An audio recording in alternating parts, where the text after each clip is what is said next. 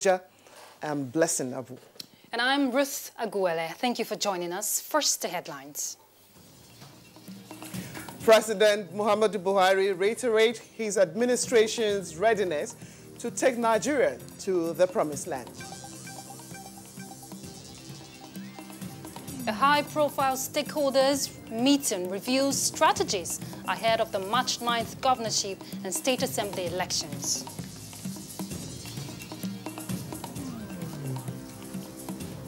National Peace Committee sues for peace in building a stronger and better Nigeria for overall growth.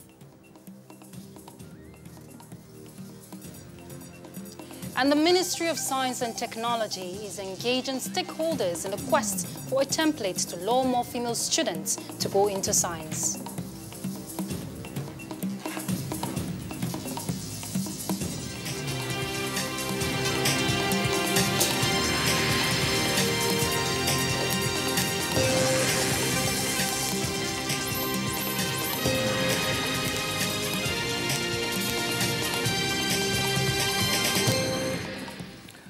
President Muhammadu Buhari has reassured Nigerians that the APC-led administration will continue to work with people of proven integrity in its quest to taking the country to the promised land. The president said this at a dinner organized by the 2019 Women and Youths Presidential Campaign Team, chaired by the wife of the president, in appreciation of their role in the re-election of President Muhammadu Buhari. State House correspondent Aliyu Kabir reports.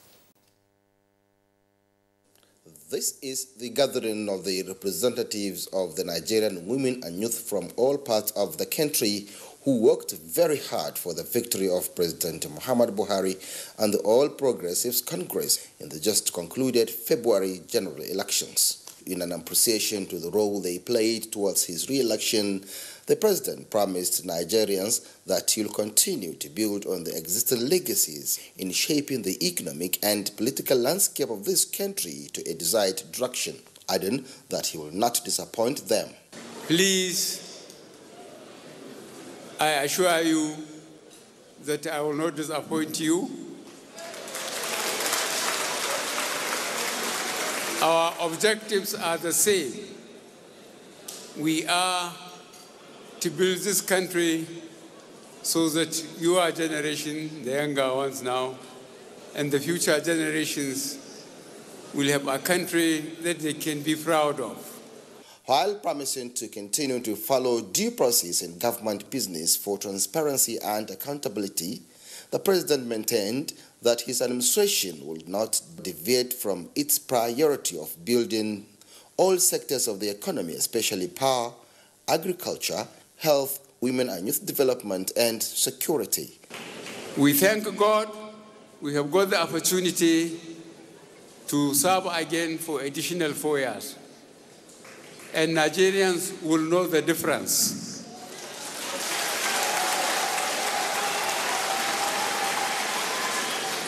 The three fundamental issues I campaigned on, all the APC campaigned on security, economy, and fighting corruption.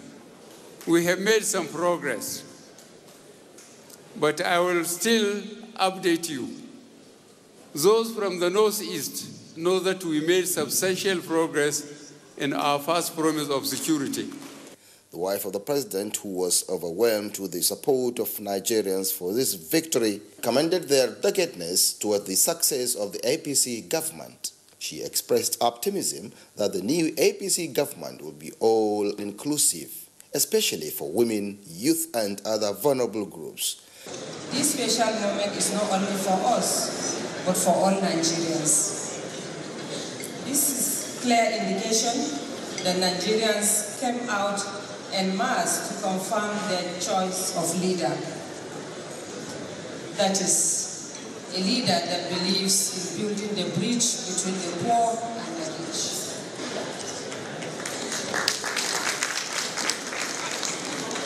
Also, it reaffirmed their choice for honesty, integrity, as well as their belief in the change mantra of this administration. It is all believed that the next level of change will impact positively on the lives of Nigerians. I'd like to encourage us all to fasten our seatbelts because we are assured by the special grace of God that we are going to the next level. The chairman Central Working Committee of the Women and Youth Presidential Campaign Team and the former Lagos State Military Administrator Muhammad Marwa and other speakers applauded the unwavering support of all and sundry for this victory, urging all Nigerians to remain key stakeholders in moving the country forward. At the State House, Aliu Kabir, NTA. President Muhammad Buhari this Sunday granted audience to the governor of Ogun State, Ibikunle Amosu. Details of their discussion held behind closed doors were not made public. State House correspondent Adamu Sambo reports that the meeting is taking place barely 2 days after the governor's suspension by the National Working Committee of the APC for alleged anti-party activities. I'm happy to see him as always. Well, we are all happy. We are in this happy mood because he has just won another term of 4 years, where he will continue to serve the good people of Nigeria. So that's why I'm here. What you are asking for on the suspension, my comment will be no comment, because I've learned that when you want to achieve a purpose, it must be eyes on the ball, no distraction. There will be plenty of time to talk. There will be plenty of time for talking. Now is the time to continue with what we are doing, campaigning. We will talk after the election. So let me use this opportunity to thank all Nigerians and to thank our people in Ogun State. And I want to thank in particular those from Ogun Central Senatorial District who voted me to serve them again in the Senate. I really cannot thank you enough. But I pray that come next Saturday, all of you will come out and vote. The All Progressives Congress in Nasarawa State convened a high-profile stakeholders meeting to review strategies ahead of the governorship and the peaceful outing of presidential and National Assembly polls in the state. Joshua Ojito reports that the party is confident of strengthening its door-to-door interaction with the electorate to win their votes. The meeting at the instance of Governor Umaru Tanko Al-Mukura has in attendance Senator Abdullahi Adamu, other members of the National Assembly as well as governorship candidate Abdullahi Sule, among others, across the 3 senatorial zones. It is to congratulate the people of Nasarawa State for the re-election of President Buhari while identifying all loopholes in order to address them ahead of governorship and State House of Assembly election. Consequently, a review of word-to-word performance of the polls and practical plans in accordance with the laws worked out for next week's election. My target in this election is not repeating the feat, but doing something much more, doubling or tripling what we did in the last election. And I can assure you, we have all that it takes to ensure that we sway the polls by electing a governor of our own, and in fact, all the 24 members of the State House of Assembly. Governor Al-Mukura advises stakeholders to work hard for another round of victory by sustaining campaign across all wards in the state. In Lafia, Joshua Ojito, NTA News. President Muhammad Buhari has granted audience to the National Peace Committee following concerns raised by the People's Democratic Party and its candidate Atiku Abubakar over the outcome of the just concluded presidential election. State House correspondent Adamu Sambo reports. Long before the cast of the first ballot in the 2019 elections, 2 separate peace accords were signed by the various political parties and their candidates under the auspices of the National Peace Committee. The overriding objective was not only to keep the peace before, during and after the elections, but also accept the will of the nation's voting populace. However, no sooner had the results of the presidential election declared by INEC, the major opposition party, the PDP, went public, rejecting it despite being adjudged free, fair, and credible by both international and domestic observers. For the governing APC, which won the elections, and many other concerned Nigerians, the PDP's action was a violation of the Peace Accord. And this perhaps informed the decision by the National Peace Committee to intervene. President Muhammadu Buhari met the committee members, led by General Abdusalami Abubakar, behind closed doors. Details of their interaction, which lasted about 45 minutes, were not made public. General Abdusalami Abubakar, however, told newsmen that members of the committee had engaged the PDP candidate Atiku Abubakar and listened to his party's reservations. He presented his grievances and his observation. He did not give condition, he gave his complaints, which we have come to discuss with Mr. President and to see what can be done. The committee did not say whether or not it is making any headway in its mediatory role and what it planned to do next, but the chairman, Abdusalami Abubakar, insists that there is no alternative to peace in the country. We need peace. This country is very, very important to all of us. We are not talking about self-interest. We are talking about the interests of the country. I keep saying, wherever there is violence, let's say you will not find violence in Ikoyi, you will not find violence in Aso Rock, in the villa, you will not find violence in the various government houses across the country. It is always the poor man that gets involved, killing themselves and so on. So please, yes, as much as we have grievances, I'm glad that the PDP are saying they are going to court to challenge this process. I think this is the right way to go about it. And I hope and I pray that we'll maintain this peace. The National Peace Committee was established before the 2015 elections. From the State House, Adamu Sambo, NTA News. Yes, as you might have heard, the chairman of the National Peace Committee say, that's General Abdusalami Abubakar, and other members of the committee before the meeting with President Muhammadu Buhari engaged with the presidential candidate of the People's Democratic Party, Atiku Abubakar. Let's allow Timothy Yusuf to take off from there. The meeting held behind closed doors was convened following Atiku's decision to challenge the outcome of the February 23, 2019 presidential election in court. General Abdusalami Abubakar, shortly after the meeting, said there was the need to interface with all the relevant players and stakeholders involved in the election towards ensuring that there is no post-election disagreements. The Peace Committee is always interested in ensuring that there is peace in the country. Apparently now tensions are high and we need to see how we can douse the situation. We have come to listen to the grievances from the PDP, and then we'll continue shuttling to see how we can make sure that this peace is maintained. The PDP presidential candidate Atiku Abubakar complained of irregularities during the conduct of the presidential election. In Abuja, Timothy Yusuf, NTA News. The Independent National Electoral Commission has concluded arrangements to conduct supplementary elections of the 9th of March in some areas where National Assembly's elections were not concluded or returns not made. The supplementary elections will be conducted along with the governorship, state houses of assembly, and the FCT area council elections. A statement signed by INEC National Commissioner, Information and Voter Education, Festus Okoye, after a meeting by the INEC chairman with resident electoral commissioners, promised to meet with the acting Inspector General of Police on the conduct of some security personnel, which led to the harassment of INEC ad hoc staff and other officials. The meeting considered the presidential and National Assembly elections as generally peaceful, as it met the required standards.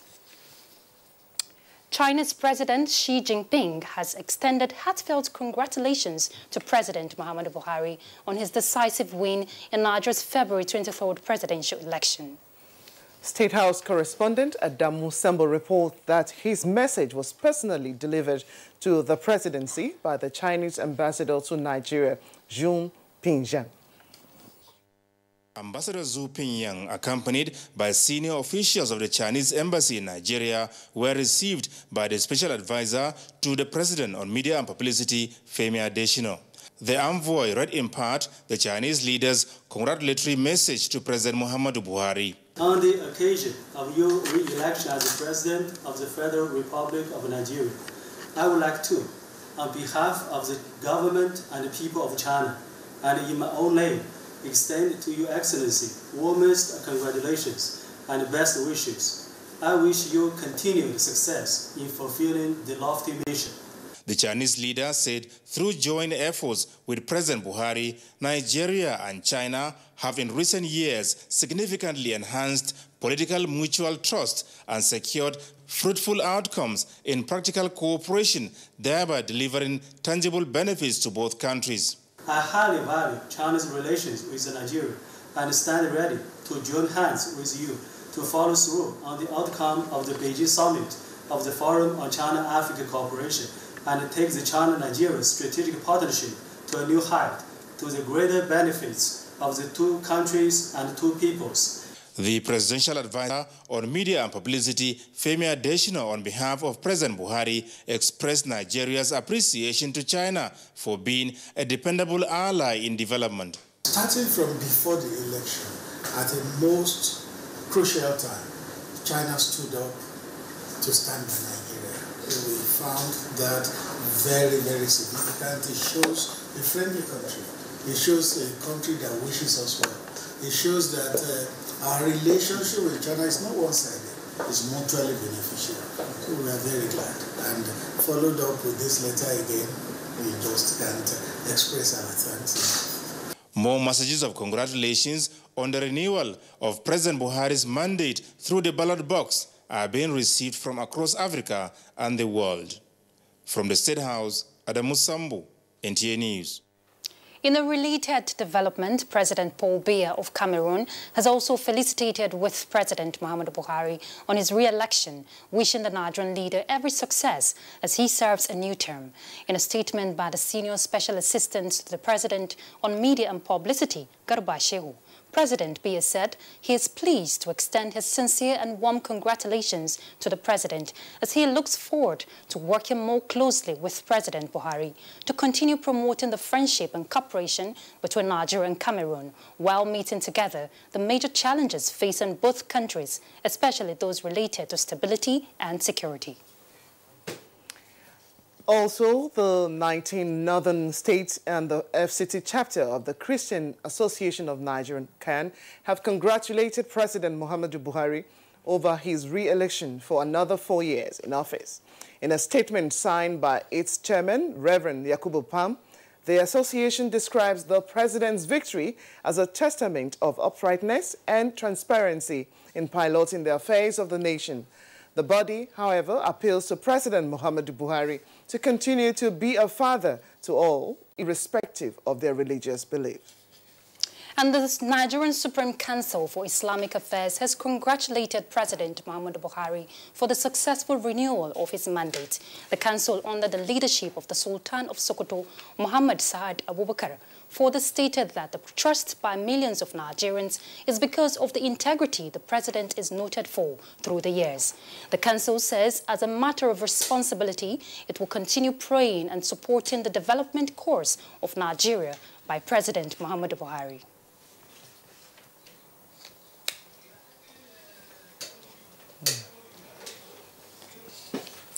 As part of efforts towards making Nigeria innovation-driven, the Ministry of Science and Technology is engaging the Organization for Women in Science for the Developing World to come up with a template that will encourage female students to go into science. Doindia reports that the Minister of Science and Technology, Dr. Obonaya, signed the Memorandum of Understanding with ₦1 million take-off grant.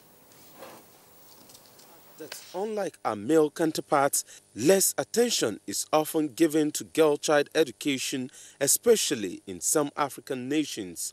With the rapid development and technological advancement amongst developed countries, as well as the need for most African countries to be self-reliant, efforts are being championed towards the mental development of the girl child. One of such is the initiation of a project for the popularization and encouragement of science and technology amongst female students. For Nigeria to realize that bright future, we need to make sure that we embrace science, technology, and innovation.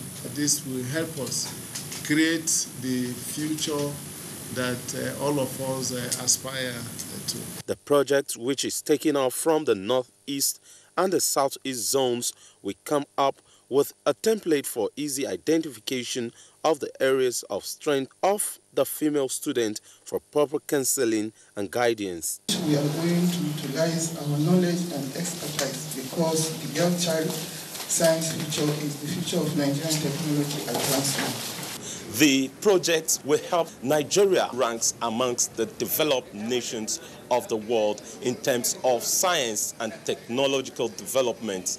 In Abuja, Dia, NT News. For many generations, science has blazed a trail in all technological advancement, from the various time phases to this digital age. Now the story is the same. In Nigeria, the same scenario applies even in the current quest for industrialization. Are Nigerians taking this challenge head-on? Let's join Akila Akpanachi as she tells the success stories of women and girls in science. Women and girls constitute a good percentage of the nation's population. This is despite the level of poverty and poor representation in the field of science, which has not really enhanced much in their favor.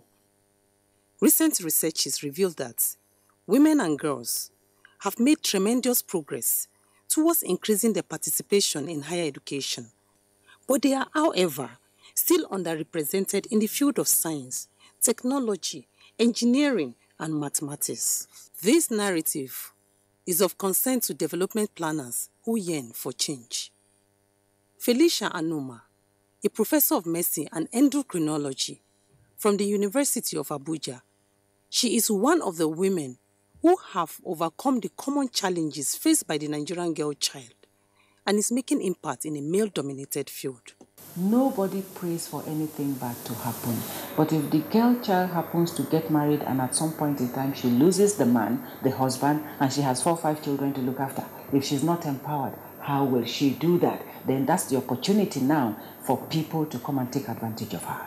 So it is so important, it is so critical that the girl child gets educated and empowered in this country. Felicia's story tells a new tale of women bracing the wall of science and becoming a force to reckon with. Some others, like Felicia, believe an enabling environment for women, especially such that encourage the involvement of more women and girls in science-related fields, will help address issues raised at the International Day for Women and Girls in Science. A woman can contribute a lot in the society, and when you use your brains, you are well respected. So just for me, I would like to tell a lot of young girls that there's much more to being a girl. You have all the brains to use. Many girls are talented, multi-talented actually. Pursue your dreams. Do that thing you enjoy doing most. Go for it and don't let anybody talk you down. It has been observed that getting women issues right starts with the girl child education. Idowu Faith is a junior secondary school student with dreams that, if nurtured, will help Nigerians' growth and development. I want to become a civil engineer. I want to become a civil engineer because I want to prove it to every boy that a girl can do what a boy can do ×3 better. These women are a glowing testimony that the Nigerian woman and girl child have come of age, a development that many insist will help support the country industrialization drive if given the needed support. In Abuja, Alika Okpanachi, Arua, NT News. Well, Ruth, let's start by asking, I'm sure, have you ever tried to change your bulb, your burnt-out bulb in the house by yourself? I tried, but I failed. But you know, it gladdens my heart to see girls taking up the challenge, breaking barriers, and setting the pace for themselves. It's good. And just like the young girl that said she wants to raise that odd and do for herself wherever it is that she finds the boys doing whatever it is. And I'm glad that women like those we've seen in the particular report now are pushing the parents and actually doing so much for the girl child. Yes, science. We can actually conquer. One day, have that dream that will send a Nigerian girl to go explore space. Exactly what I wanted to say. All right, moving on. Meanwhile, the Nigerian Society of Engineers is calling on regulatory agencies to step up monitoring and sanctions in addressing incidents of building collapses in the country. This was at the inauguration of the Buhari branch of the society with the theme, Reminiscences of Infrastructural Failures in Nigeria, Building Collapse in Focus. Victor Azu reports. It's the inauguration of the Nigerian Society of Engineers Buhari branch with the sole aim of bridging engineering gaps at the grassroots level. I, Engineer Dauda Musa. Swearing in the pioneer chairman of the branch, President, Nigerian Society of Engineers, Adekunle Mokuolu, tasks on professionalism and efficient results. It is hope of the Council of the Nigerian Society of Engineers that the batch of NSC Buhari branch will deepen research work, mentoring, service to community, and collaboration with our government, academia, and the organized private sector. And the first task here, it seems, tackling a professional burden, building collapse. The incident of building collapse, therefore, called for urgent attention of all stakeholders to avert the incessant reoccurrence of building collapse in Nigeria. Speaking on the theme, Reminiscences of Infrastructural Failures in Nigeria, Building Collapse in Focus, Director General, Nigerian Building and Roads Research Institute, Professor Danladi Matawa, identifies substandard materials, inadequate supervision, and quackery as some of the major causes of building collapse in Nigeria. We've also requested the resuscitation of active monitoring by regulatory authorities as well as town planning and municipal authorities in the country. With the inauguration of Buhari branch, the Nigerian Society of Engineers now has 76 branches. In Abuja, Victor Azu, NTA. This is the news at 10 on NTA News 24. We now disengage from the network service. The news, however, continues when we return on NTA News 24 on channel 419 on DSTV and channel 46 on GoTV and on Star Times channel 101. Stay with us. You know that. I tell you, my 3 points is clear. Yes. Eh? They go watch match.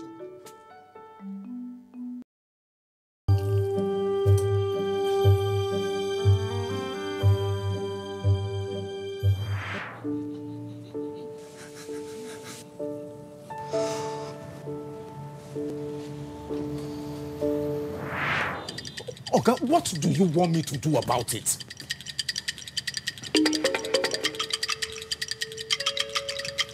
Give us light. That's the only thing you've been saying since you came into my office. Maybe your work be that.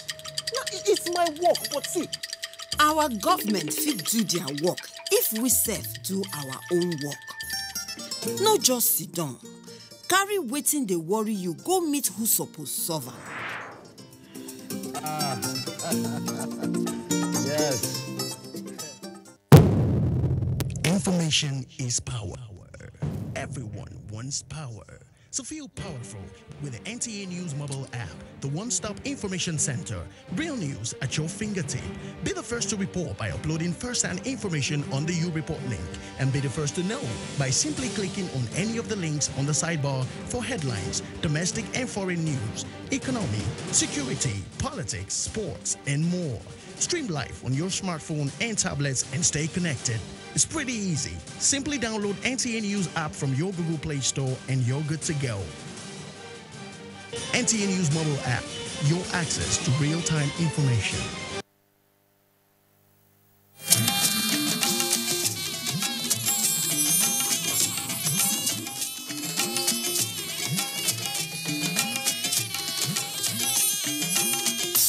This is the network service of the NTA.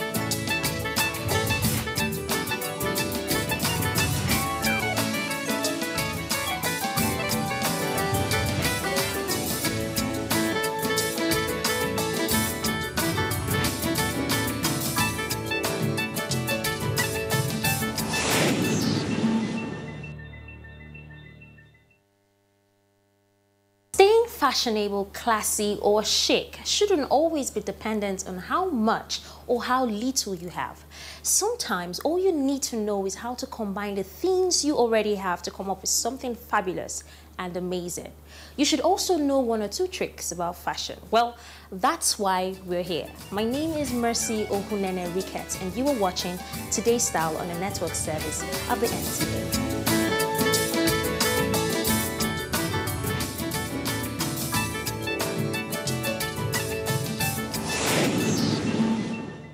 We have an interesting lineup for you today, but first we're going to be meeting a beautician, yes, a makeup artist, and someone who is also styled in the artistry of Gile time. And guess what?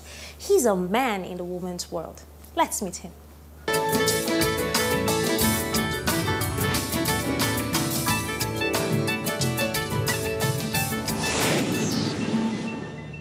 Thanks for staying tuned to the network service of the NTA, while you are watching Today's Style. And I have with me Omori Edet George. He is the CEO of George Snipe, and he specializes in the art of beauty makeovers and guillotine. Thank you very much for joining us on the program. Thank you very much. It's nice having you here. Now, this line of business is something that is really common with women. You took a liking to it, and it looks like you're doing really good, like successful in the business. Now, tell me, what exactly prompted you, to go into this line of business? Yeah, after my NYC, after my service year, that was 2015, I came back, I served in Delta State. So I came back to Abuja looking for a job. So, although when I was serving, I was carrying dreads. When I came back, I said, okay, let me barb and now start looking for a job. I looked for a job for like 6 months. There was nothing. But I already went into beauty. I was into makeup before I went for service. But I was not making use of it. So after looking for a job, wearing suit and going up and down, I didn't see anything. So I now went back to makeup. So I did makeup for a very long time before I now went into guillotine. So when I was doing makeup, there were no people that were helping me to tie guillotine that period. So after so many up and down, referring people to guillotine stylists, I now decided to go to Lagos to go and learn the craft very well. Now, what kind of challenges do you encounter, especially as a man dealing with a lot of female clients and customers? How do you cope with all of that? Yeah, I really don't have too many challenges because in this kind of business, you need to be social, you need to be accommodating. Yeah, sometimes that some women